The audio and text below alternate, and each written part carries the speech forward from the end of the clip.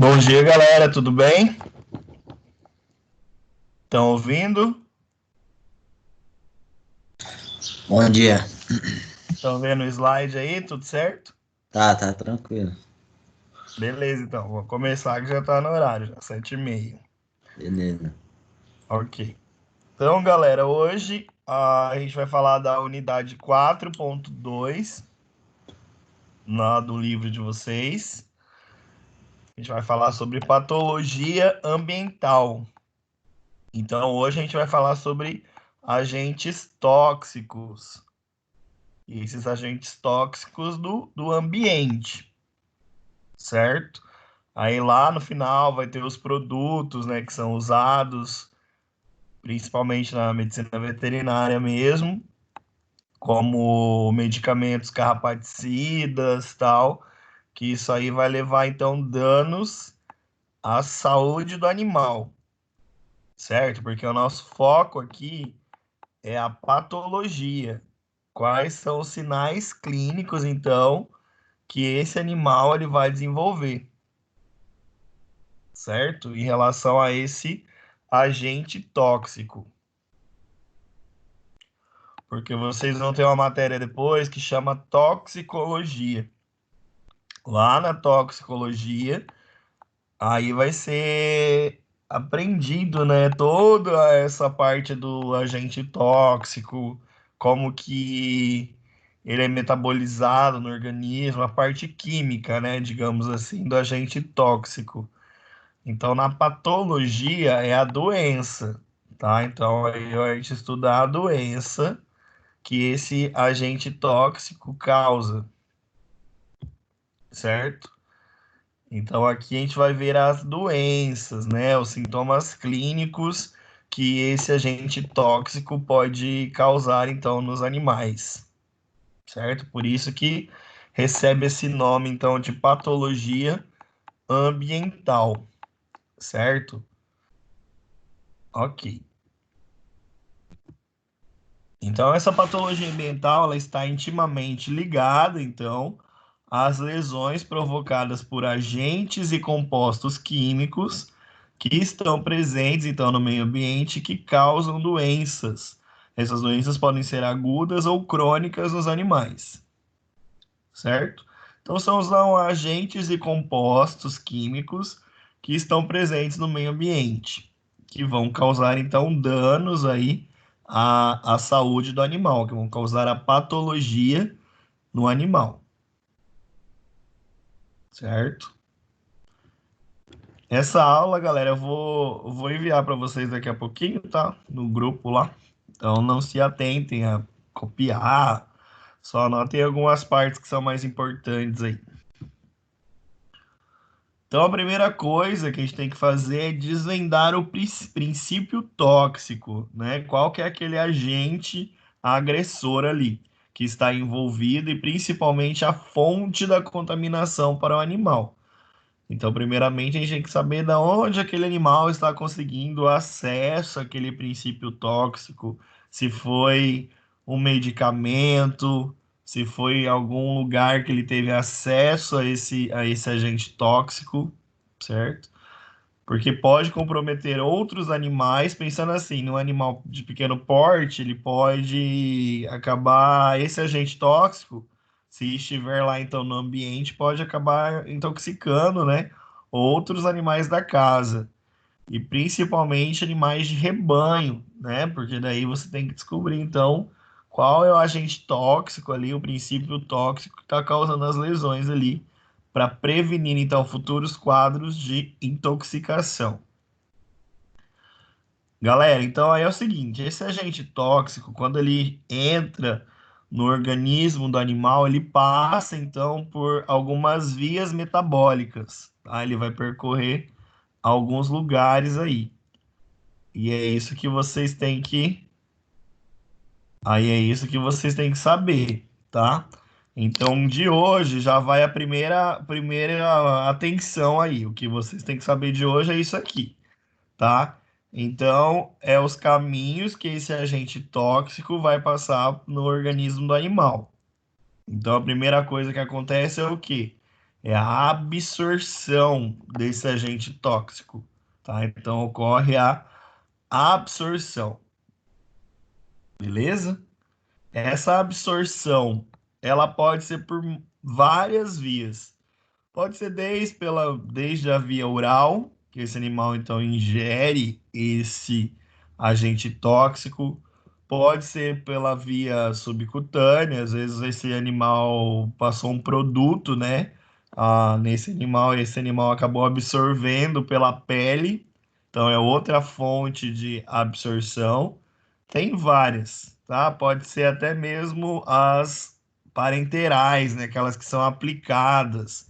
Então, através de administração intravascular, intramuscular, endovenosa, já foi, né? Mas aí é o seguinte, é a absorção, tá? Então, a primeira etapa do percurso que esse agente tóxico irá passar pelo organismo é a absorção, certo?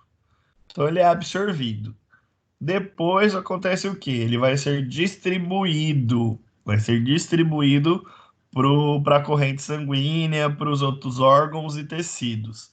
Então, primeiramente a absorção, depois a distribuição, que pode acontecer pela via sanguínea e para vários órgãos ou tecidos. Depois vem a biotransformação, que esses agentes tóxicos geralmente eles são biotransformados no fígado, tá? Então, o principal órgão que ajuda na biotransformação é o fígado. Então, ocorreu a absorção por N formas, desde a via oral, desde a via injetável, subcutânea. E aí, depois, esse agente tóxico, depois de absorvido, ele vai ser o quê? Distribuído. Então, ele vai passar pela corrente sanguínea até chegar nos órgãos e tecidos. Depois, então, quando ele está lá sendo distribuído, ele passa, então, pelo fígado para ser biotransformado. Essa biotransformação, ou ela vai inativar esse agente tóxico, ou ela vai potencializar, tá? Então, ela pode ter essa capacidade de desativar, né, inativar esse agente tóxico lá na biotransformação, ou potencializar esse agente tóxico. E por último, a gente vai ter o que? A excreção, que vai ser a eliminação, então, desse agente tóxico do organismo. Então, essas quatro etapas, essa sequência tem que saber, tá? Então, é absorção, distribuição, biotransformação e excreção, certo? Esse percurso chama toxicocinética, tá? É por onde, então, esse agente tóxico passa no organismo. A gente vai falar de cada um deles agora. Então, essa primeira etapa é a absorção do composto químico, que se dá pelas vias oral, respiratória, tópica, urogenital e parenteral. Hoje, a gente vai ver vários agentes que são ah, poluentes do ar, então acaba ocorrendo através da absorção pela via respiratória, certo? A via parenteral, ela também representa as formas de absorção por meio intradérmico, subcutâneo, intramuscular e endovenoso. Então, tudo isso aqui são as maneiras de absorção. Então, pode ocorrer pela via oral, pela via respiratória, através de produtos tópicos, através da via urogenital, geralmente associado com mucosa genital, e vias parenterais. As parenterais incluem, então, as aplicações através de aplicação intradérmica, subcutânea, intramuscular e endovenosa. Beleza? Então, isso é a absorção, que ele pode absorver por vários locais.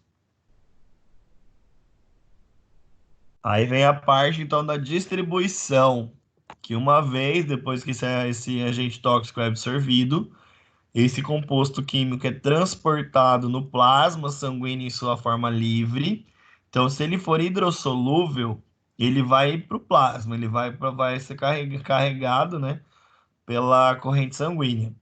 Se ele for lipossolúvel, ele vai se associar a uma proteína. Geralmente é a albumina que ele se associa, ok? E aí, ao chegar então ao órgão ou tecido de destino, a substância migra então do espaço intravascular para o meio extravascular, por meio de fenestras presentes no endotélio vascular. Então, assim, chega lá esse agente tóxico, depois dele ser absorvido, ele vai ser distribuído. Se ele for hidrossolúvel, ele vai para o sangue direto, passa pelo plasma, tal, sem a ajuda de ninguém.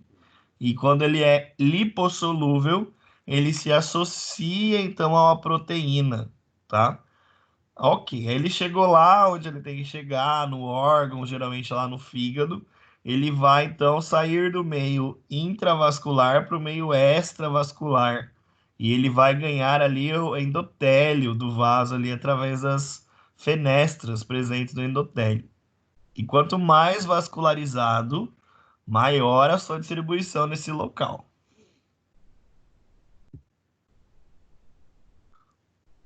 A terceira fase é a biotransformação, então na qual o composto químico ele é inativado ou metabolizado em substâncias mais ativas, que foi o que eu falei. Então a gente tem lá a absorção, a distribuição e a biotransformação, que acontece geralmente no fígado, e ela tem essa capacidade ou de ativar ou inativar essa substância.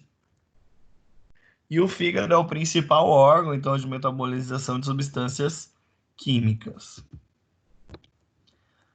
Aqui a gente fala sobre situações, né, que a gente pode ter biotransformação sendo prejudicada, então, em filhotes e animais senis, certo? Então, eles têm essa biotransformação mais prejudicada, animais jovens e animais senis, certo? Então, em filhotes, animais senis apresentam maiores dificuldades nessa biotransformação. E os quadros de intoxicações por compostos químicos podem ser mais intensos e duradouros, tá? Então, nesses animais, esses agentes químicos, eles podem ser piores, ok? Por permanecerem, então, por períodos maiores na circulação sanguínea, sem ocorrer a metabolização. Então, a gente está falando aqui dos agentes tóxicos, falando as vias de absorção.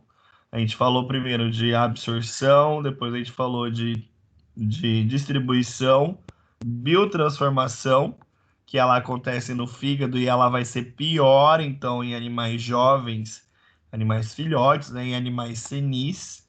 Então, às vezes, aquele agente tóxico fica mais tempo na circulação sanguínea. E isso vai ser pior, então, naquele quadro para essas situações de animais filhotes e animais senis.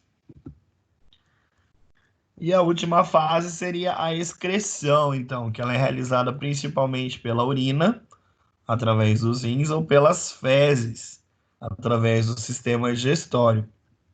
Ocorre também da via respiratória e o suor constituir vias secundárias para a excreção desses medicamentos. Então, a excreção ela vai ocorrer pelo trato urinário e pelo trato digestivo. Só que a respiração e o suor também participam ali secundariamente. Ok, galera. Então, a gente falou das vias metabólicas. Fala para mim aí, foram quatro, né? Quatro percursos. Qual que é o percurso certinho? Primeiro acontece o quê? Com esse agente Absorção. tóxico. Primeiro é a absorção. Beleza, essa absorção se dá por quais vias, pode-se dizer assim? Oral, endovenoso. Isso, tem várias, né? Oral, respiratória, endovenosa, subcutânea, né? Beleza. Daí ocorreu a absorção desse composto tóxico. Vai ocorrer o quê? Distribuição. Ocorre a distribuição, que daí vai ter a situação de agentes, então, que são hidrossolúveis e lipossolúveis. Os agentes que são hidrossolúveis, eles já vão direto para onde? Para o plasma, né? Pela corrente sanguínea, não precisa de ninguém para ajudar. Os compostos lipossolúveis, eles são associados a quem?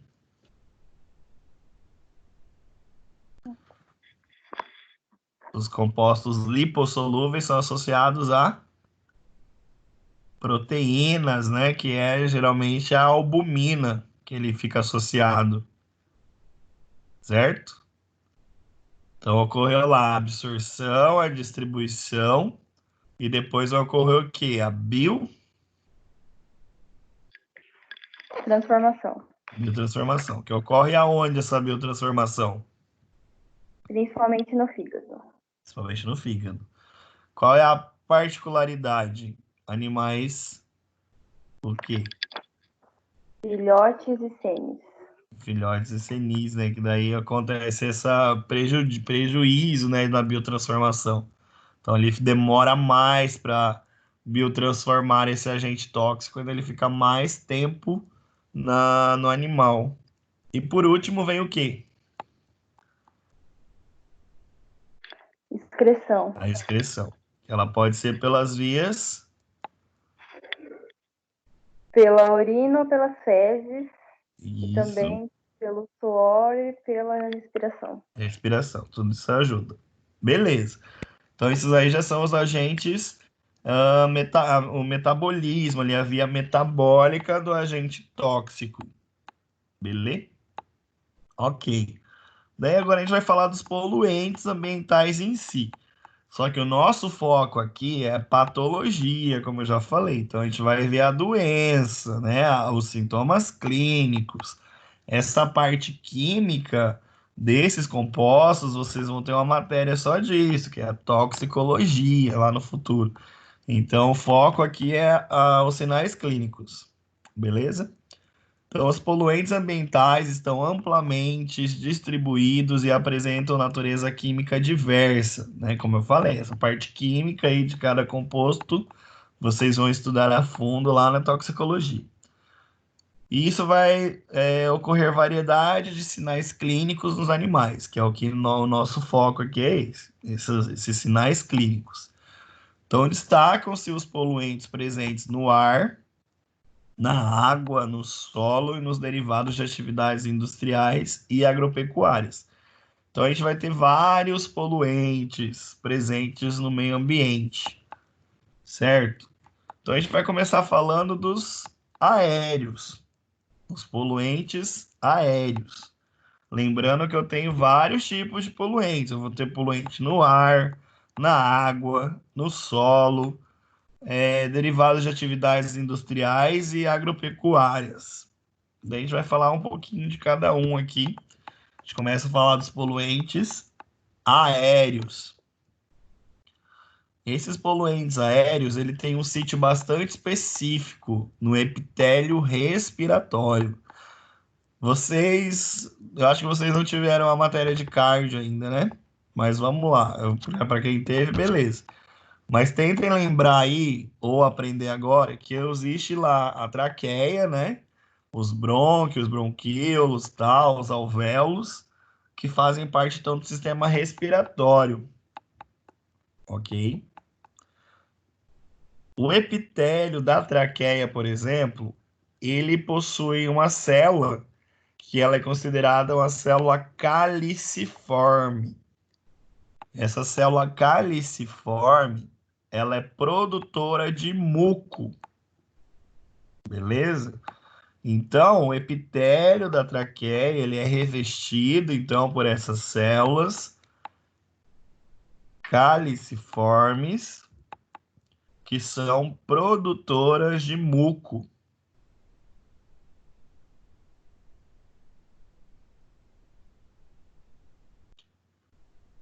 E também possuem cílios na superfície, certo? Então, eu vou ter lá, ó, como é que chama o epitélio da traqueia, então? Epitélio de revestimento pseudoestratificado, cilíndrico ciliado, com células caliciformes. Beleza, tem que saber isso por quê? Porque se eu tenho um agente tóxico entrando na via respiratória, vai ocorrer o quê?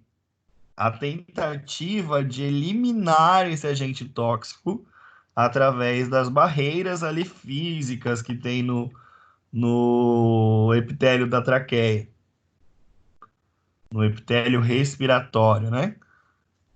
Então, o que que vai acontecer? Vai acontecer o aumento da produção do muco. O muco é uma tentativa, então, de segurar esses poluentes e tentar expelir os cílios ali que fazem essa varredura, como se estivesse varrendo essas partículas tóxicas para o meio externo. Ok? Então, saber o epitélio respiratório, que ele tem, então, essas células, que são células caliciformes, que são células produtoras de muco, possuem os cílios, que vão fazer, então, a varredura, certo?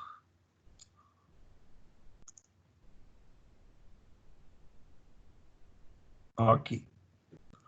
Tudo bem até aqui? Tudo. Beleza. Então, essas partículas dispersas no ar inalado adentram o organismo pelas narinas e podem alcançar as vias aéreas inferiores.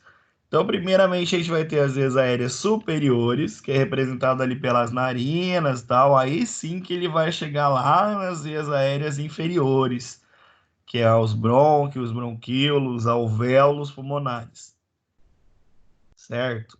Então, essas partículas, elas podem chegar até lá no alvéolo pulmonar.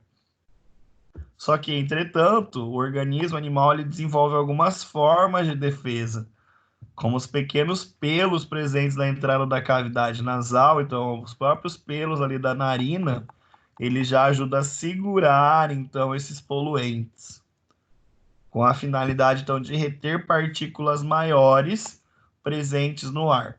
Então, primeiramente a gente vai ter a barreira física ali da própria narina, que vai ter os pelos ali para tentar segurar as partículas maiores para que elas não entrem no organismo.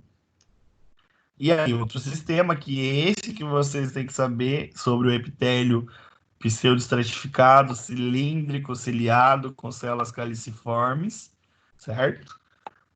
Que ocorre, então, o sistema mucociliar, que ele está presente, então, na traqueia, da traqueia aos bronquíolos, e apresenta, então, cílios e células produtoras de muco. Como que é o nome dessa célula produtora de muco? Caliciforme. Beleza, então tá. Então lá na traqueia produz essa célula caliciforme que ela vai ser capaz de produzir muco, com a finalidade então de facilitar a expulsão de partículas que conseguirem então alcançar as vias aéreas inferiores por meio de movimentos sincronizados até a cavidade nasal. Então a primeira defesa ali, a primeira é a barreira física, né? Representada então ali pelos pelos da narina.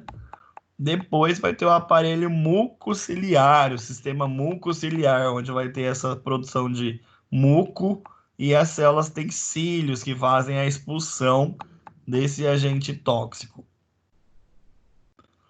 Então, em fases iniciais da agressão, o sistema mucociliar aumenta então sua atividade com maior produção de muco e atividade ciliar. Então, na fase inicial dessa agressão, desse agente tóxico, vai ocorrer maior produção de muco e dessa atividade ciliar ali para expulsar esse agente tóxico.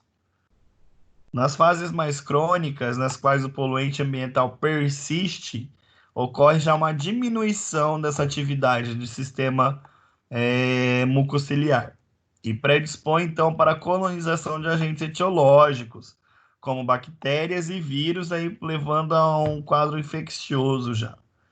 Então, na fase aguda ali desse agente tóxico, quando começa a infecção ali por esses agentes tóxicos, vai ter aquela produção de muco. Só que já quando tem a cronicidade, já diminui essa produção e geralmente já dá espaço, então, para outros agentes, como bactérias e vírus. E isso vai ficar o quê? Vai levar a um quadro infeccioso.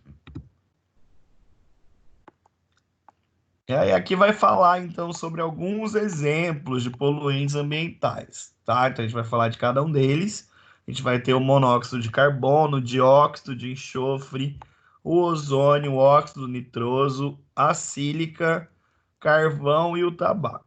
Galera, daí é o seguinte, como a maioria geralmente gosta de clínica, né, a parte de atendimento, tal, tanto de grandes como de pequenos animais, como que vocês vão, ai, mas como que eu vou saber se o animal está intoxicado com isso aí? Os sinais clínicos, eles não são específicos. Vocês vão ver aqui que os sinais clínicos podem ser de qualquer patologia. O problema, vocês vão ter que associar, então, a anamnese. O que é isso? É aquelas perguntas que você vai fazer para o tutor do animal, para o proprietário do animal, que você vai conseguir fechar o seu diagnóstico. Então, por exemplo, se é um animal que vive numa área que tem muitos poluentes e tal, e o animal começa a desenvolver esses sinais clínicos, pode ser que seja uma dessas situações. Mas a maioria dessas situações aqui, eles são achados de necrópsia, tá? Então, geralmente são encontrados pós-mortem, tá? Mas o negócio que eu tô falando, para tentar decifrar o enigma, seria a anamnese junto com os sinais clínicos. Mas vamos lá, falar de cada um deles. Em relação ao monóxido de carbono, ela promove o seu efeito tóxico, então, pela conjugação do composto à hemoglobina. Então, aqui, o monóxido de carbono, ele se liga à hemoglobina. E a função da hemoglobina qual que é? Quem lembra? Acho que vocês não tiveram ainda, né? Patologia, outra patologia, né? A hemoglobina faz o quê? O transporte de oxigênio. Então, se eu tenho essa situação do monóxido de carbono ligado à hemoglobina, o que eu vou ter? Eu vou ter uma hipóxia, porque vai reduzir a taxa de se ligar ao oxigênio. Então, a hemoglobina não vai estar transportando oxigênio, porque ela vai estar ligada ao monóxido de carbono. Então, esse animal ele vai ter o quê? Uma insuficiência respiratória, né? Ele vai faltar oxigênio para esse animal. Aí, só para saber, é o nome dessa ligação do monóxido de carbono com a hemoglobina chama carboxihemoglobina, essa ligação, tá? Então, quando a hemoglobina se liga ao monóxido de carbono, eu tenho uma carboxihemoglobina. E isso vai impedir, então, que a hemoglobina se ligue ao oxigênio, ok? Então, ocorre o quê? Diminuição do oxigênio, a gente vai ter uma hipóxia. Então, os tecidos e órgãos vão entrar nesse quadro de hipóxia. E se continuar a exposição a esse agente nocivo, esse agente tóxico, isso pode levar o animal à morte. Beleza? Entenderam? Então, o monóxido de carbono, ele vai se ligar à hemoglobina, forma um composto que chama carboxihemoglobina. Esse composto impede, então, que a hemoglobina se ligue ao oxigênio, e isso vai fazer com que ocorra uma hipóxia, ocorra uma diminuição do oxigênio nesse animal. Se essa intoxicação persistir, esse animal pode vir à morte, pode levar o animal à morte. Em relação ao dióxido de enxofre, então ali o sinal clínico está relacionado com hipóxia, falta respiratória, né? Então esse animal pode ter uma dispneia, uma dificuldade respiratória. Em relação ao dióxido de enxofre, se ele for inalado, ele leva o quadro de broncoconstrição. Então, também, galera, a maioria desses poluentes ambientais está relacionado com via aérea, né? A gente está falando da via aérea, na verdade. E então ele vai ter esses sintomas respiratórios. Então ele vai ter essa broncoconstrição e vai ter uma dispneia intensa. Dispneia é a dificuldade respiratória, certo? Então esse animal ele tem uma broncoconstrição e uma dispneia intensa. Em situações extremas, podem levar então ao comprometimento da capacidade fisiológica pulmonar e promover uma parada cardiorrespiratória. Então, por isso que os achados aqui geralmente são pós-mortem, né? Geralmente achado de necrópsia. Beleza? Então, esse animal ele acaba vindo a óbito por uma parada cardiorrespiratória. Em relação do ozônio e do óxido nitroso, eles são extremamente irritantes das vias aéreas. Aqui vai levar a um quadro de tosse, eu ia falar tóxico, quadro de tosse, taquipneia. O que seria uma taquipneia, galera? Vamos ver, vocês estão acordados aí.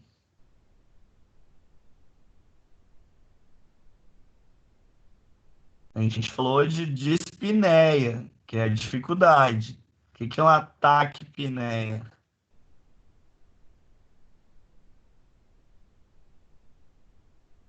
Ninguém?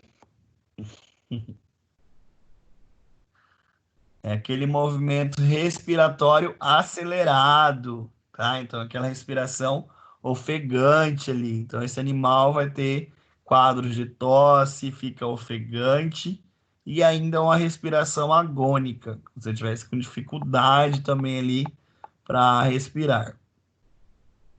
Beleza? Esses são os poluentes aéreos. Então, estão relacionados com vias aéreas, dificuldade respiratória, tem situações de hipóxia, tosse, tá? Então, todos esses que a gente falou geralmente leva a esses quadros. Esse aqui, galera, quem tá dormindo acorda agora, tá? É outra situação importante da aula. Então, a gente viu lá uma situação importante que era as vias metabólicas do agente tóxico, quais são as vias que esse agente tóxico percorre. Aí agora a gente vai falar sobre, a gente está falando dos poluentes aéreos, a gente vai falar da situação do carvão, da sílica e do carvão. Esses compostos, eles promovem, então, fibrose pulmonar, tá? Então, vai ter uma fibrose por exposição crônica a esses compostos. Então, aqui já é situações crônicas. Animais de produção que habitam, então, regiões carvoeiras são passíveis de lesões ambientais por carvão. Então, aqueles animais que vivem em regiões próximas ali a carvoarias e tal, tem chance desses animais desenvolverem essa patologia, certo? O que acontece? Essas partículas, então, de carvão ou sílica, elas entram pelas vias respiratórias e elas são fagocitadas, essas partículas. Aí, quem fagocita? Um dos principais fagócitos é o macrófago. Então, o macrófago vem ali, fagocita essas partículas de carvão e nessa hora ele fica um macrófago ativado e ele libera enzimas. Ele libera uma enzima que chama lisossômica. Então, o macrófago vem, fagocita o carvão, fica o macrófago ativado, libera enzimas lisossômicas, que essa enzima lisossômica vai promover uma lesão intersticial ali, e isso leva à fibrose, tá? Então aqui a gente tem fibrose pulmonar. E quem faz essa fibrose é o macrófago que liberou enzimas, então, lisossômicas naquela região ali e ocorreu uma fibrose, certo? Então imaginem aí, ó, uma partícula de carvão entrou na corrente ali da via respiratória, foi então fagocitada pelo macrófago. Esse macrófago ficou ativado, liberou uma enzima que é a enzima lisossômica, e essa enzima ela vai promover uma lesão intersticial ali, e isso vai levar a uma fibrose, certo? Então, aqui na situação por aspiração de carvão e sílica, eu tenho fibrose pulmonar, ok? E aí, essa patologia visualizada lá na necrópsia vai ter um nome. Esse nome tem que saber hoje, tá? Tem que aprender isso aí. Chama antracose, tá? Antracose pulmonar, certo? Vai ser essa situação, então, de absorção desse carvão ali, nessa fibrose, que vai dar uma coloração enegrecida ao pulmão. Antracose.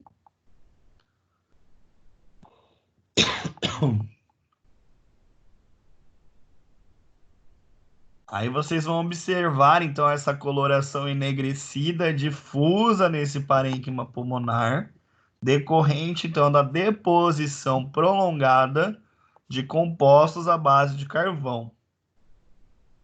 As setas irão demonstrar a pigmentação em linfonodos bronquiais e regionais. Então, fica assim, galera.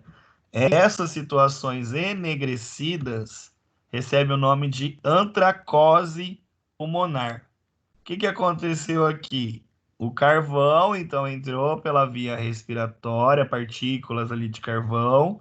Essas partículas são fagocitadas pelos macrófagos. Esse macrófago fica ativado e libera uma enzima lisossômica. Essa enzima lisossômica vai causar lesões ao interstício ali e ocorre uma fibrose. Na necrópsia, vocês vão visualizar essas lesões enegrecidas, que daí o nome disso recebe o nome de antracose. Que mais situações? Beleza. Mais uma fotinha ali de antracose, levando essas lesões aqui, essas partes enegrecidas. Então é bem visível, né, na necrópsia, difícil não ver. E na histopatologia fica bonitinho também, ó. Vocês conseguem ver então essas lesões enegrecidas aqui, que seriam esses depósitos de partículas de carvão. Como é que é o nome? Antracose pulmonar. Beleza, antracose pulmonar. E aí tem logo depois, quando a gente fala sobre isso, vem a dúvida, né? Sobre o tabagismo. Galera, em humanos, tutores, né, que são fumantes, os animais também têm chance de desenvolver lesões pulmonares, tá? Principalmente cães, né? Aqueles cães de tutores fumantes, eles não estão livres de terem lesões pulmonares, certo? Porque eles são fumantes passivos também, tá? Então eles acabam tendo todos os problemas pulmonares ali. Esses problemas pulmonares, eles têm quais seriam esses problemas pulmonares? O animal poderia ter uma broncopneumonia obstrutiva crônica, né? Então ele já tem uma broncopneumonia, teria uma redução daquele sistema mucociliar, então não teria tanta produção de muco, não teria tanta essa defesa, então o animal ficaria sensível, né, então a outros agentes, né, como bactérias e vírus, e ainda a possibilidade de carcinogênese, então formação de câncer pulmonar. Tem um artigo bem legal, galera, sobre uma situação dessa, um animal, então, de tutora fumante que desenvolveu câncer pulmonar, tá? Então, acontece também. Coitado do bicho, né? Não escolheu o tutor. Acontece, então, a possibilidade de carcinogênese no sistema respiratório. Beleza? Mas e aí, como que eu descubro isso? Então, anamnese. Se você atender, então, um animal tá com quadro respiratório, o tutor é fumante, tá? Então você pode já começar a sua suspeita por aí. Um método diagnóstico que ajudaria seria a radiografia. Então, você poderia fazer uma radiografia torácica para avaliar os padrões pulmonares desse animal. E aí, se for o caso de... A única coisa que vocês conseguiriam ver mesmo é essa broncopneumonia, daria para ver, e o câncer, certo? Em relação a essa redução da atividade mucociliar, é só vocês pensarem o seguinte, que o mucociliar ele é uma defesa, né? Então esse animal ele vai estar sensível a outras patologias. Então ele pode ter infecção pulmonar por bactérias e vírus. Beleza? Entenderam até aqui? Beleza. Dúvidas? Galera, esse aqui então a gente vai para poluente então da água e do solo. Então a gente falou do ar, falou lá dos compostos, falou do tabagismo, do carvão, enfim. Aí agora a gente vai para os metais pesados, que está relacionado então a intoxicações através, poluentes através da água e do solo. Aqui é a mesma coisa, galera. Aqui então vocês vão ver que os sinais clínicos é tudo igual praticamente. E aqui seria mais um machado de necrópsia, na anamnese. É difícil, assim, descobrir essas intoxicações, certo? Mas vamos lá, vamos falar quais são eles. Então, a gente vai ter poluente da água como o chumbo, o mercúrio, o arsênio e o cádmio. Então, só vou citar eles aqui, eles não são tão, assim, famosos na medicina veterinária. Pode acontecer, né? Existem situações, mas vamos lá. Ocorrem, então, intoxicações por chumbo, que é também denominada de saturnismo. Então, essa intoxicação por chumbo, ela vai receber o nome de saturnismo. Este elemento, então, ele está presente em substâncias como tintas, ligas de aço e em partículas aéreas, tá? Então, a fonte desse elemento vai ser através das tintas, ligas de aço, partículas aéreas. Aqui eu vou ter distúrbios hematológicos. Então, esse animal ele pode desenvolver uma anemia e uma hemólise, né? Ele pode ter, então, anemia, pode ter hemólise, que é a destruição das hemácias, certo? Pode ter lesões nervosas, como a desmielinização da bainha de mielino. Isso aqui acontece na sinomose também, essa desmielinização. Então, o animal ele pode ter convulsões aqui e necrose neuronal, tá? Então, outros sinais clínicos. Então, ele vai ter distúrbios hematológicos, vai ter distúrbios nervosos, vai ter distúrbios renais, que pode ter associado a proteinúria e hematúria, que é o sangue na urina, né? E formação de cilindros. E ainda alterações digestórias, como cólica abdominal. Certo? Então, por chumbo, galera, tem uma infinidade aí de sinais clínicos. Vai ter lesão no sistema hematológico, vai ter lesão no sistema nervoso, vai ter lesão no sistema renal e no digestório. Beleza? O nome chama saturnismo quando a intoxicação por chumbo. Então, pode precipitar proteínas e levar às inclusões celulares em células tubulares, renais e hemácias. Isso aqui seria só achado de histopatologia. O mercúrio, então, ele era utilizado como princípio ativo de medicamentos, especialmente tópicos, em produtos agrícolas e na extração do ouro. Então, isso aqui era como ele era utilizado. Os quadros de intoxicação por mercúrio, então, vão incluir a apatia, que é a tristeza, então o animal fica triste ali. Pode ter distúrbios digestórios, então pode ter vômito, pode ter diarreia. E lesões ulcerativas na cavidade oral.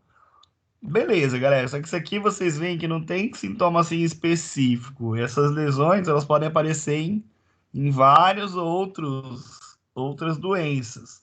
Então não tem como fechar o diagnóstico só pelo sinal clínico. Você vai ter que fechar o diagnóstico através da sua anamnese associada aos sinais clínicos.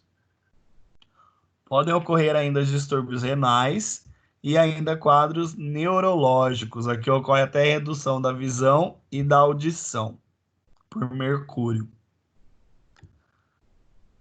Ok. Em relação ao arsênio, ele é encontrado no ambiente de minerações e indústrias produtoras de equipamentos eletrônicos e pesticidas. Então, ali na produção, né, desses pesticidas.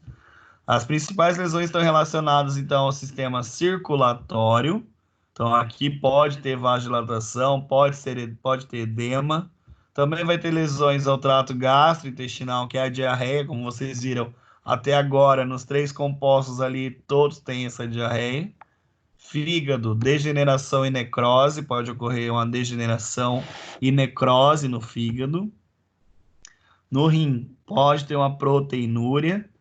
E no sistema nervoso, eu posso ter hemorragia, necrose, neuropatia periférica. Então, todas essas lesões, elas não são específicas, né, da intoxicação por arsênio.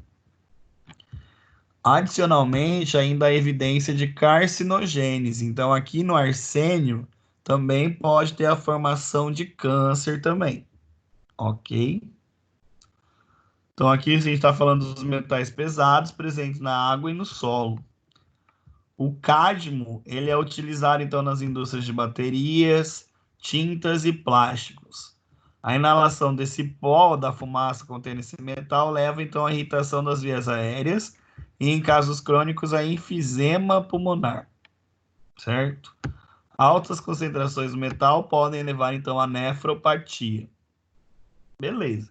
Então, assim, galera, o que eu falei nas outras aulas em relação a esses poluentes metais pesados é saber que eles existem, é saber que eles podem levar a essas alterações, mas é até raro, viu? São situações raras.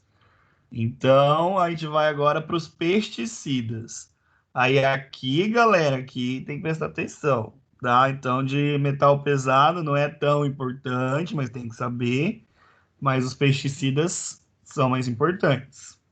Então, eles constituem-se de uma substância química ou agente biológico com a finalidade, então, de reduzir as quantidades de pragas animais, como, por exemplo, ectoparasitas e os roedores, e ainda vegetais, como as ervas daninhas. Então, para isso que são usados os pesticidas, né? Ou vai ser para eliminar os ectoparasitas, que no caso da medicina veterinária é os principais problemas, então são a base desses pesticidas, e vegetais através das ervas daninhas ali. Então, as apresentações comerciais vão ter apresentações, formulações sólidas ou líquidas destes pesticidas. Todo pesticida, então, ele deve ser aprovado tanto pela Anvisa ou pelo MAPA. Então, todo pesticida tem que ser aprovado pela Anvisa ou pelo MAPA.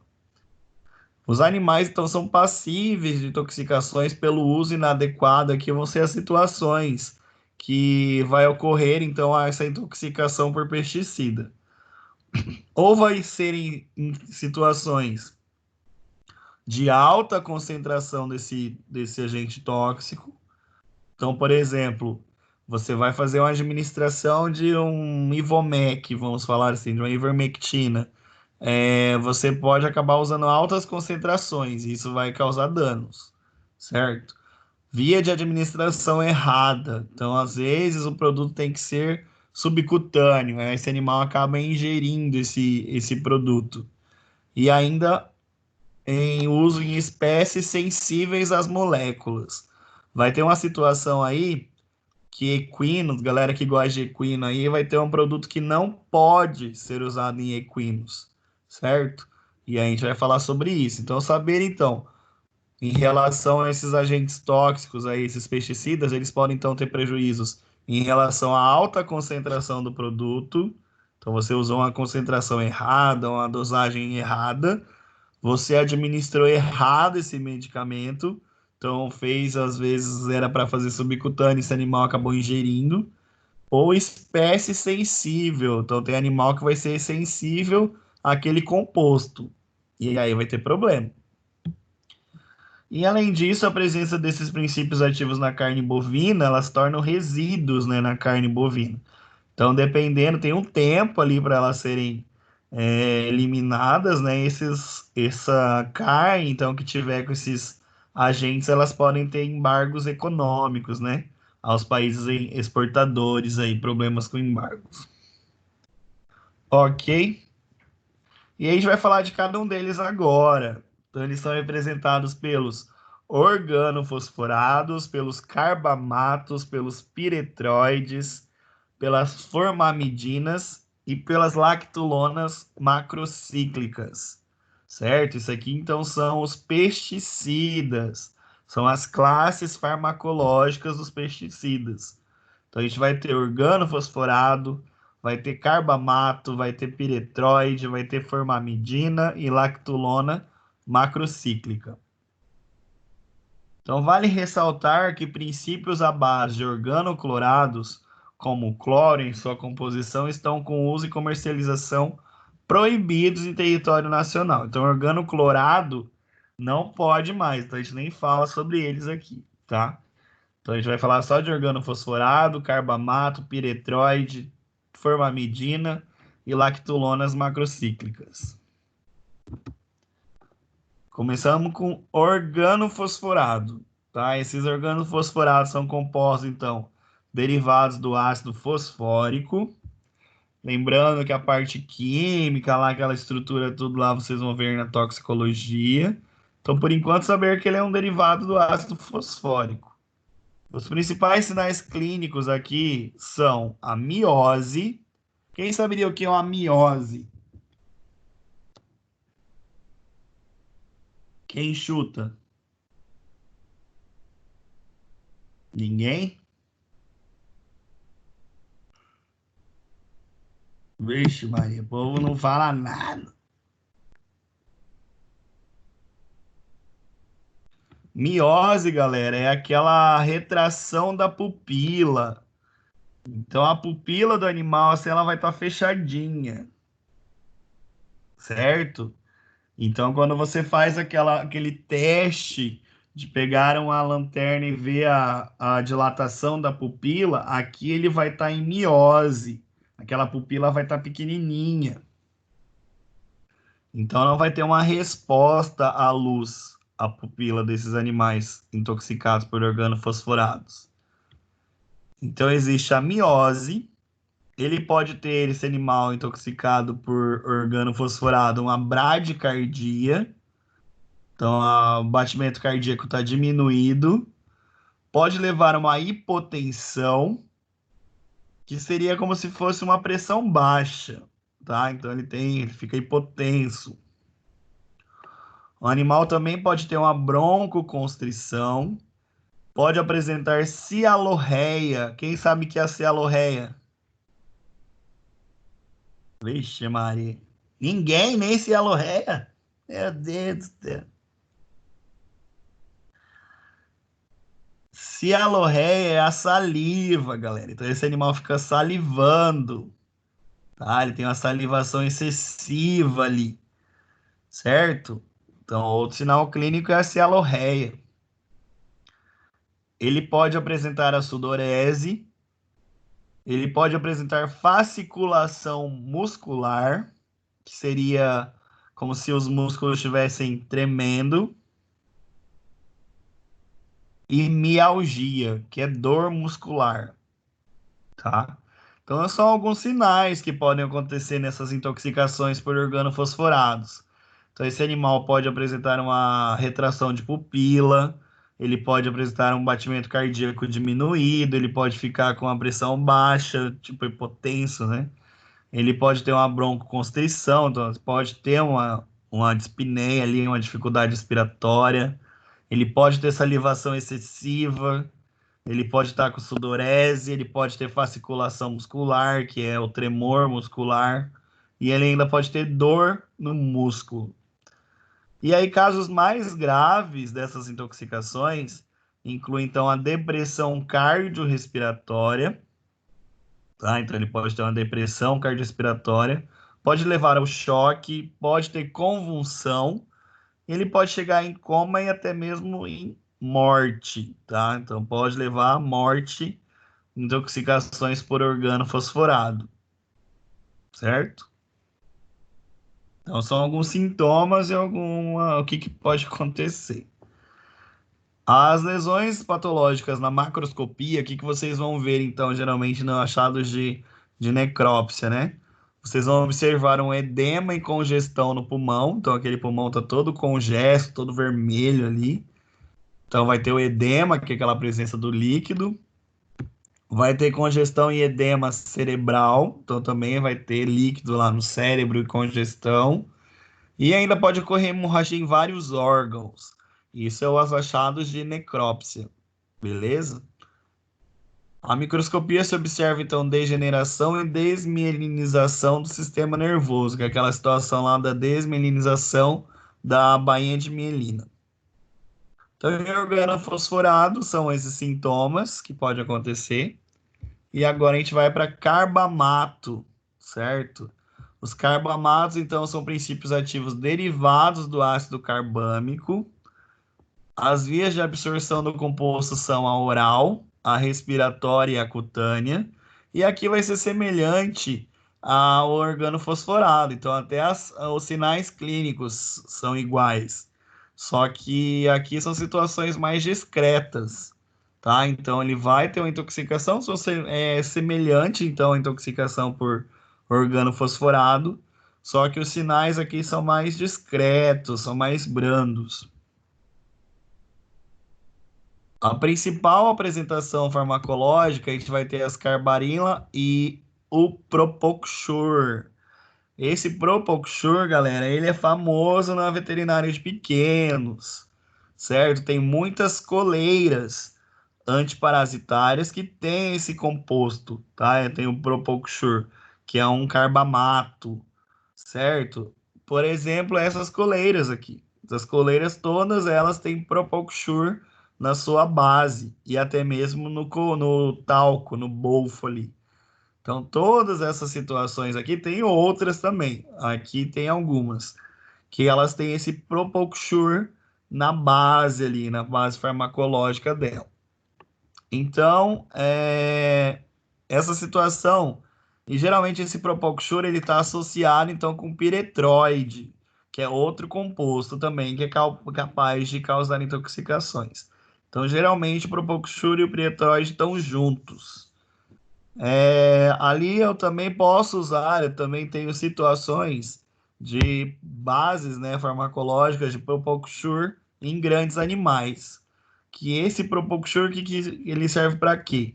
Ele é um pesticida, então, utilizado para controle de carrapatos, certo? Então, pode ser usado em bovinos. Aí aqui eu tenho uma situação de intoxicação em bovino, levando então a hemorragia nasal, secreção nasal ali, através da intoxicação, então, pelo Propoxur, beleza? E aí eles geralmente estão associados, os carbamatos com piretroide. Carbamato é o Propoxur, beleza? Então, nesse produto aqui eu tenho os dois. Eu tenho tanto carbamato como piretroide.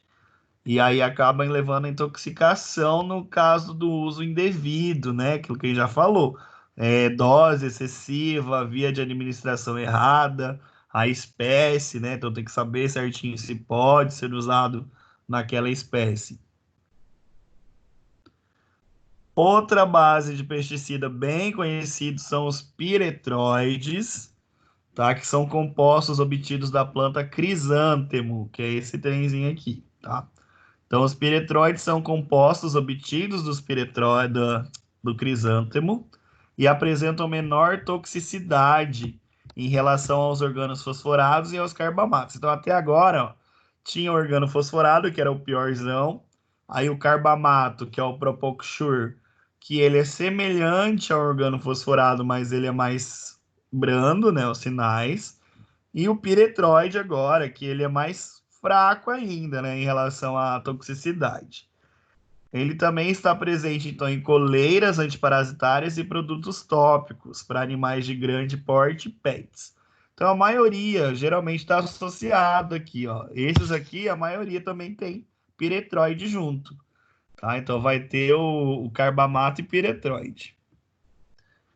Os sinais clínicos aqui dos piretróides vão incluir, então, alterações do sistema nervoso e muscular.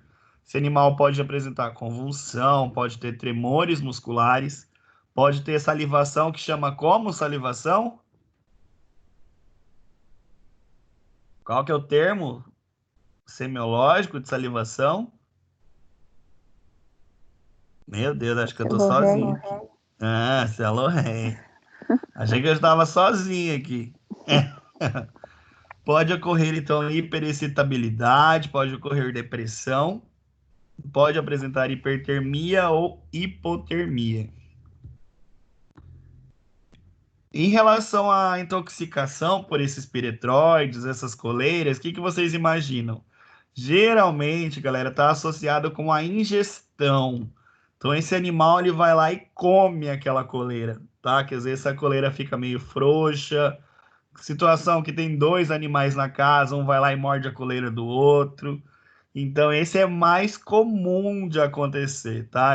Essas intoxicações por carbamato e piretroide, isso aqui, quem vai trabalhar com pequenos animais, com certeza vai pegar um caso, porque é bem comum, certo? Então, esses animais podem ingerir essa coleira acidentalmente e apresentar aqueles sinais clínicos. O que leva ao prejuízo é a associação, então, do piretroide e o carbamato. E o carbamato ele é pior, né, que o piretroide. Então, geralmente as lesões são causadas pelos carbamatos. Agora, de novo, mais uma coisa pra vocês acordar. Isso aqui tem que acordar também. Então, eu tenho outro composto, que é as formamidinas. São compostos, então, utilizados como acaricidas. Então, geralmente, controle aí de sarna, né, que a gente usa muito, e carrapaticidas também. Beleza? Então, a formamidina é utilizada para controle de carrapatos, de sarnas e tal. O principal representante é o Amitraz. Então, eu tenho um produto que chama Amitraz. Ele é uma formamidina. Ele é utilizado como formulações tópicas para animais de pequeno e grande porte. Então, ele é aprovado pelo MAPA, né? Como eu falei, todos têm que ser aprovados mesmo. Então, ele é muito utilizado, esse Amitraz, tanto no ambiente como no animal. Esse amitraz, ele é lipossolúvel, então ele vai ser absorvido pela pele ali, pela gordura, e isso leva a predisposição a intoxicações quando não seguidos cuidados de aplicação. Então, por exemplo, se o animal tiver uma lesão na pele ou na mucosa ali, ele acaba sendo absorvido mais rápido e ele vai levar a quadros de intoxicação no animal. Beleza? Mas vamos lá.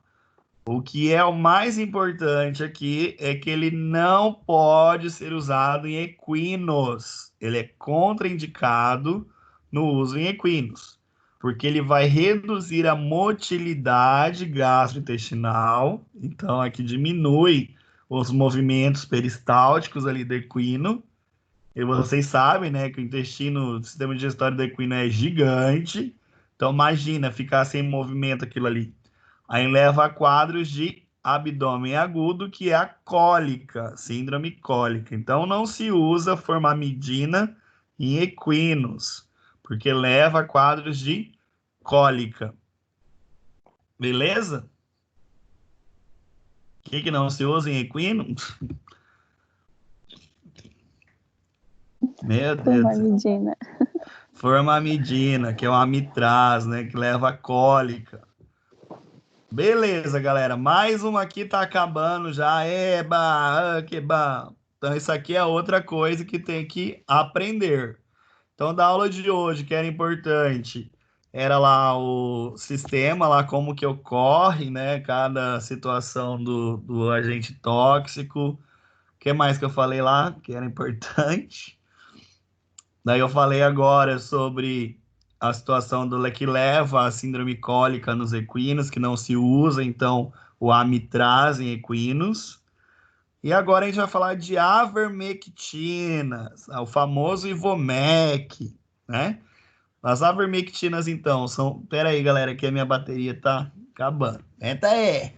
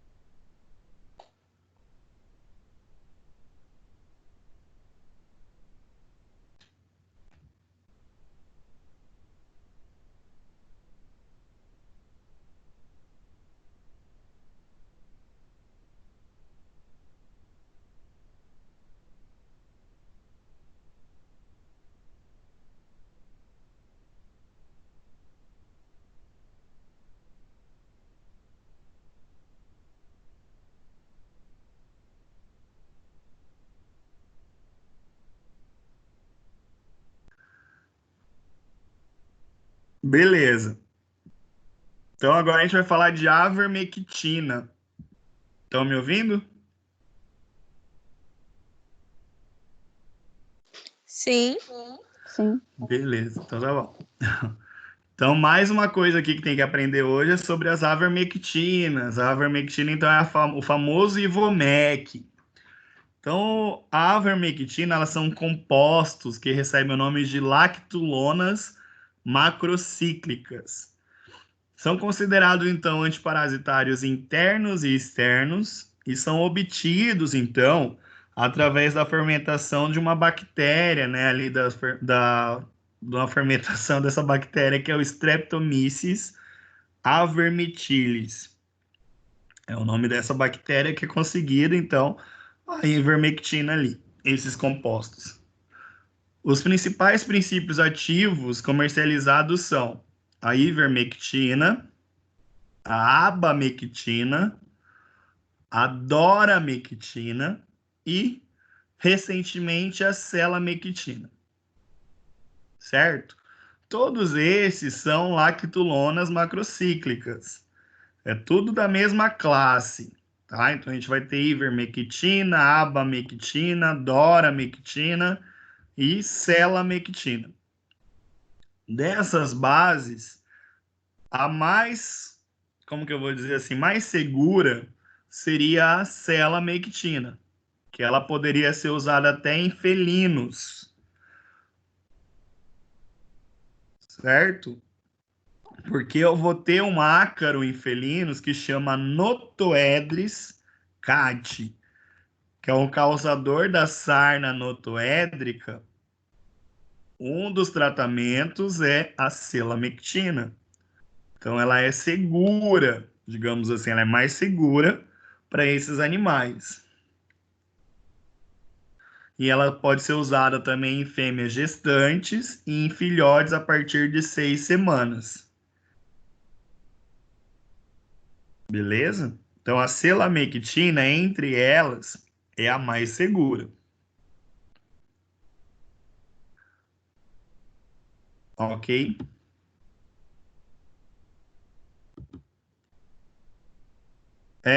Em relação aos quadros de intoxicação, os animais vão apresentar, então, distúrbios neurológicos, certo? Então, aqui está relacionado com distúrbio neurológico. Aquele animal, então, que ficou intoxicado por uma ivermectina, ele pode, no aumento da temperatura, ele pode ficar desorientado. Então, a gente parece aquele cachorro que está meio bêbado, assim, sabe? Desorientado. Pode ter a cialorreia, então, que daí você já sabe o que é cialorreia. Estão me ouvindo? Sim. Então, né?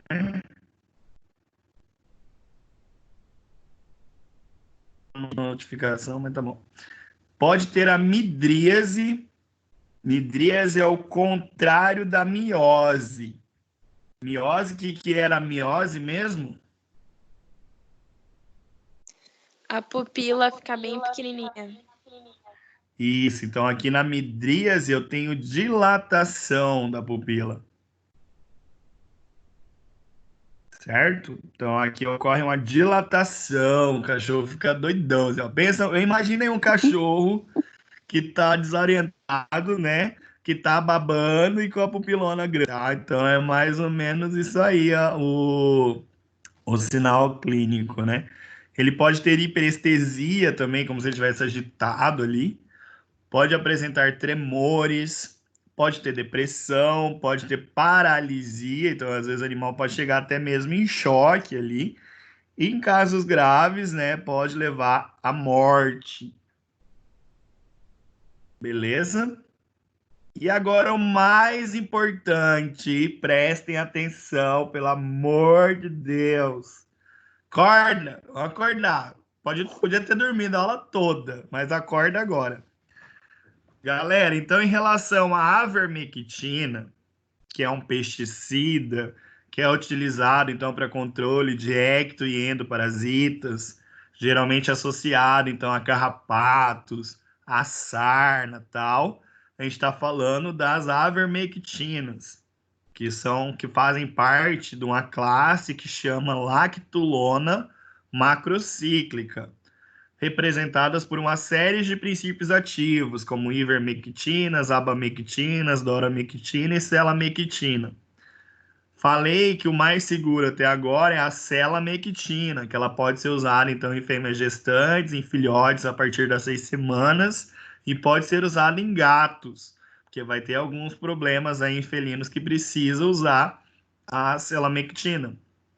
Eu falei um exemplo, um ácaro, que é uma sarna, né? A notoédrica, que é a sarna notoédrica, que é causada pelo Notoedris cati.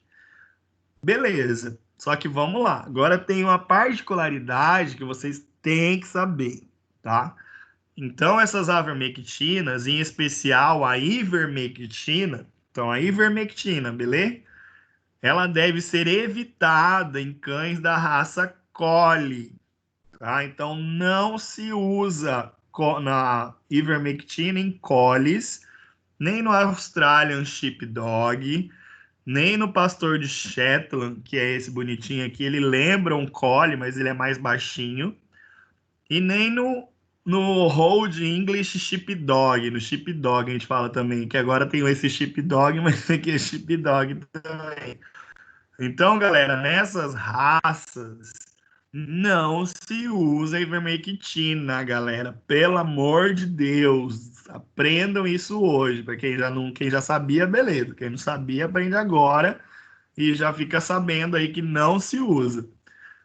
Falando em collie, todos os collies, então border collie não se usa, tá? Então tem a fotinha ali do border collie, não se usa nesse cara aqui também.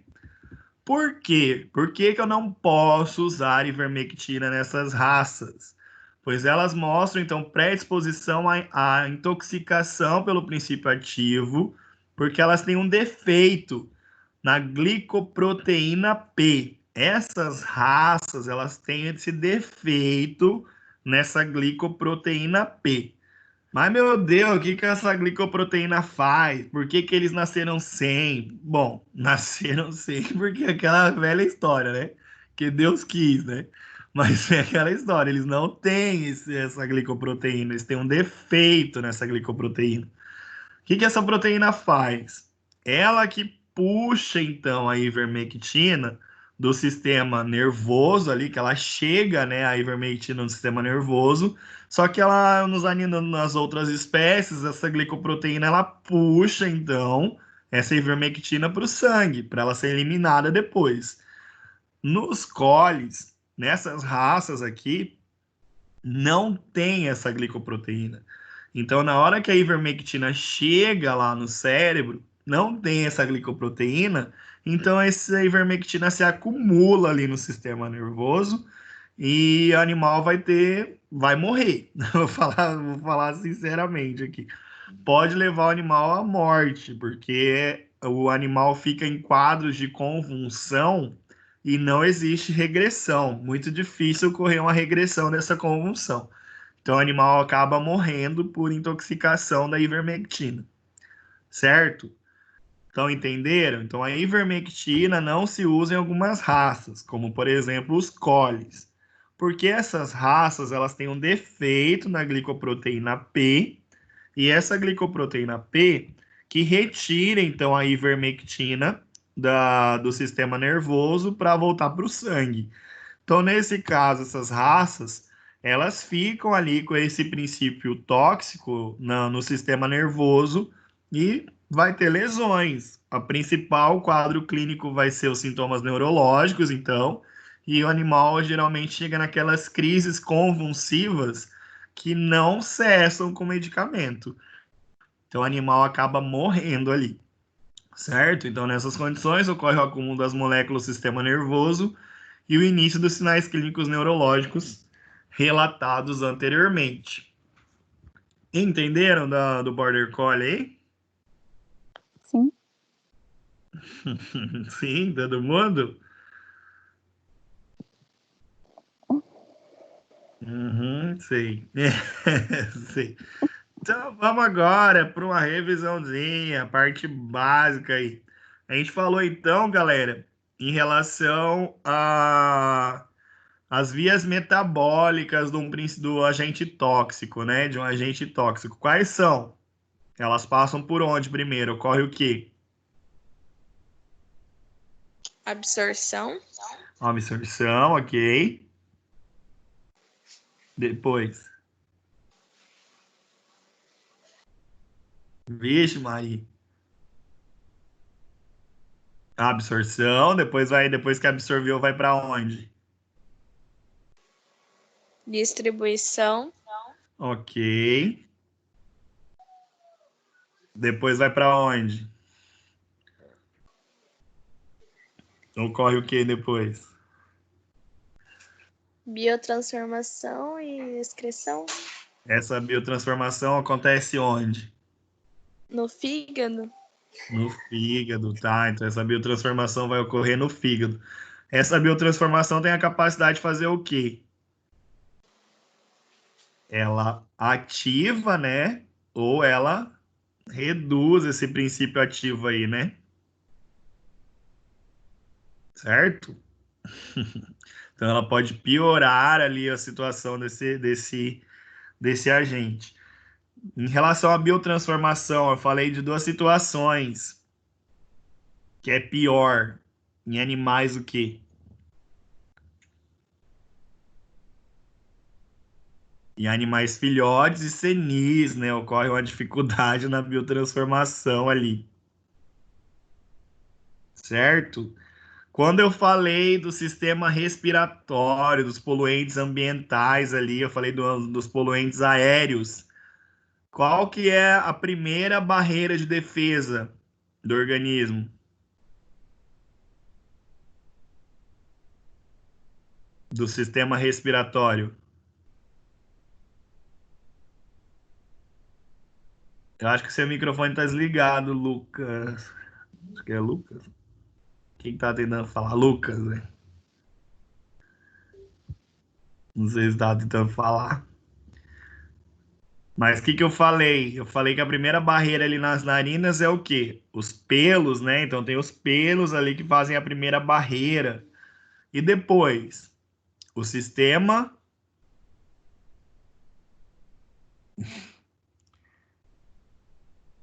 muco,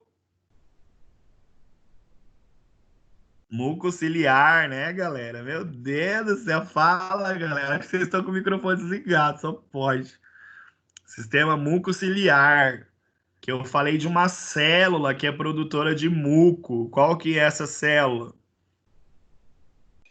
Califórnia,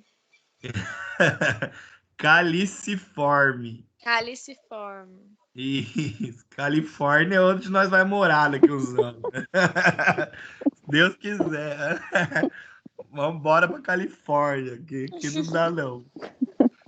Beleza, então as células caliciformes, que daí elas são produtoras de muco, beleza?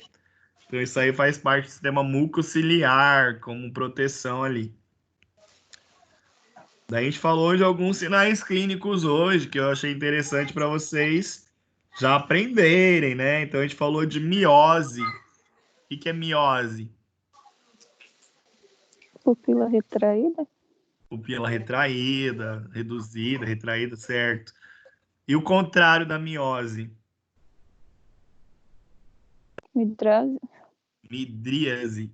midria, Ok, midríase. Tá ótimo, tem que falar mesmo. Mas já viram que aprenderam bastante coisa hoje, ó. Isso aí vocês vão usar o resto da vida aí, quem for trabalhar com clínica. Aí eu falei sobre o achado de necrópsia no pulmão intoxicado lá por carvão, depósito de carvão. Como é que é o nome? Aquelas imagens enegrecidas no pulmão. Mas, meu Deus, quando eu falei para vocês acordar, vocês não acordaram? Lembra lá que tinha o pulmão com as imagens enegrecidas? Antracose, né? Antracose pulmonar, galera. Não lembra? Meu Deus do céu, hein? Aí eu falei duas situações muito importantes. Qual é a base farmacológica que não se usa em equinos? Isadora? Você que quer cavalo? Fala aí. Formamidinas. Formamidinas. Qual que é o nome comercial da formamidina que não se usa? Ai, agora esqueci. O Amitraz, né? Beleza? E não se usa em equinos por quê? Porque vai complicar as cólicas. Vai gerar Isso, então mais pode levar a ter cólica, né? Porque ele faz um que ele paralisa, né? A motilidade intestinal ali. Ok. Então essa foi a pergunta pessoal dos grandes. Agora a pergunta pessoal dos pequenos. Por que que não se usa ivermectina no Border Collie? Porque eles têm uma deficiência Em quê? que não transporta o Ok. ivermectina do cérebro para o sangue. Ok. Aquela questão do que lá mesmo? Da glicoproteína P, né? E Então ele tem uma deficiência na glicoproteína P, que é essa que é responsável, então, por transportar a ivermectina do sistema nervoso para a corrente sanguínea, né? Então ele não tem essa glicoproteína, tem uma deficiência. Então essa ivermectina ela se acumula no sistema nervoso e esse animal ele vai ter quadros clínicos de convulsão severa, assim. Esse eu já peguei, galera. Eu já peguei uma cagada de um outro veterinário aí que usou. E, nossa, gente, fica feio, hein? É horrível de ver. Era um Border Collie caramelo, coisa mais linda. E o cachorro só de 5 em 5 minutos convulsionava, assim. Era uma coisa horrível de ver, assim.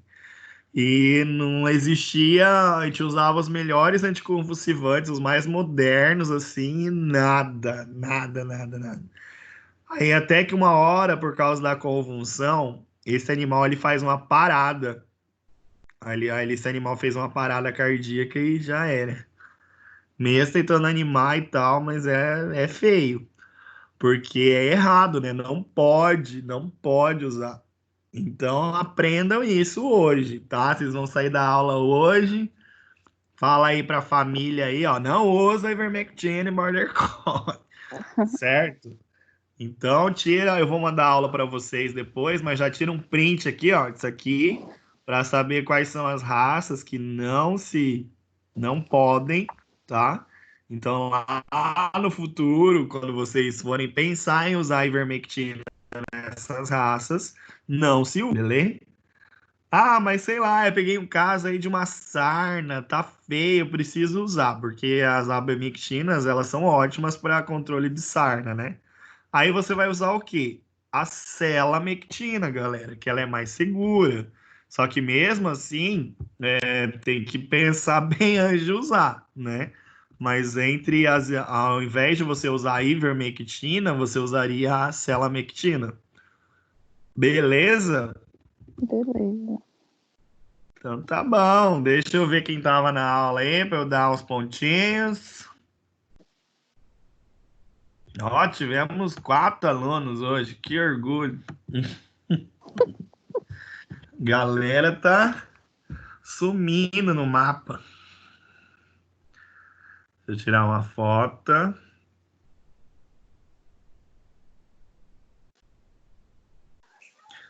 Galera, vamos lá. Então, em relação à volta às aulas, vocês viram lá que agora mudou de novo, né, para o dia 1º de junho.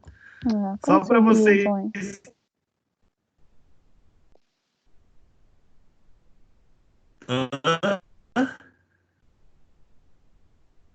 O quê? Eu vou falar, Graça. Cansei de ilusões. Então, pois é, né? Então, a previsão é já 1º. Mas só para vocês saberem aí, então, provavelmente que as nossas provas ocorram em torno da semana do dia 10 ali, ó. Então, olhando no calendário, vocês teriam uma semana de aula, na outra semana já seria prova ou revisão, né? Porque provavelmente ou vai ser nessa semana do dia 10 ou na semana do dia 15, certo? Mas o que eu falei pro noturno, assim, porque acontece o seguinte, às vezes vocês ficam assim, agoniados, né? Ah, eu queria ter aula prática, não sei o quê. A turma de vocês ficou, vocês só fizeram a galinha, né? Então Só. vocês têm que fazer o cão, vai ter que fazer uma necrópsia de cão e uma de gato. Essa aula, ela seria o semestre todo fazendo necrópsia. Então, assim, vocês iam enjoar de necrópsia, que eu conheço bem meu eleitorado, né? Chega lá na terceira semana, de novo. Mas seria assim, só para vocês saberem como seria, né? As aulas normalmente. Então, a gente iria ficar toda semana fazendo necrópsia. Até o dia de vocês enjoarem, que é o comum, né? Então, provavelmente, nossas aulas práticas, que a ideia é o seguinte, é voltar mais para as práticas, né? As teóricas a gente pretende finalizar as teorias e ficar só na prática quando voltar. Então, vocês têm que fazer isso, é necrópsia de cão e necrópsia de gato, porque animais de grande porte é só se realmente acontecer, né? Ninguém vai querer dar uma vaca para você abrir lá, né? Tipo, abrir por abrir, né? Para aula. Então, só se realmente tiver doação de animais, assim, tal, daí que a gente geralmente faz em grandes, certo? Essa aula aí acontece dessa maneira, então provavelmente vai ter prática se voltar, né? Oremos. Agora, em relação às ciências moleculares, já vou falar também, a aula de ciências moleculares, ela é aqueles laboratórios, sabe aquela situação lá de ver a lâmina de planta lá que a gente viu? Aquilo lá dá para fazer uma aula, tipo, como se fosse receita, sabe, de bolo. Aí eu vou lá, eu filmo a aula prática e mando para vocês. Provavelmente essa de ciências moleculares não tem necessidade de vocês irem na faculdade, tá? A que vocês realmente têm necessidade é essa aqui, a patologia. Aí vocês têm que realmente fazer a necrópsia. Beleza? Certo? Beleza. Porque às vezes vocês ficam aí agoniados, né? Ah, meu Deus, queria estar na faculdade. É, Todo né? mundo, né? Todo mundo, né? Não aguenta mais. Mas é isso, galera. Cuidem, se lavem as mãos e vamos que Beijo o vamos. cachorro.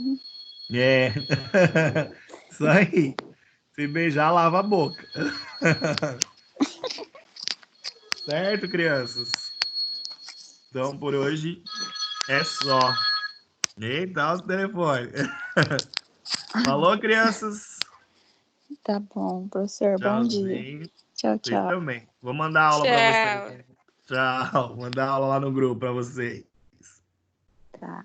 Bom fim de Tá. semana. Vocês também.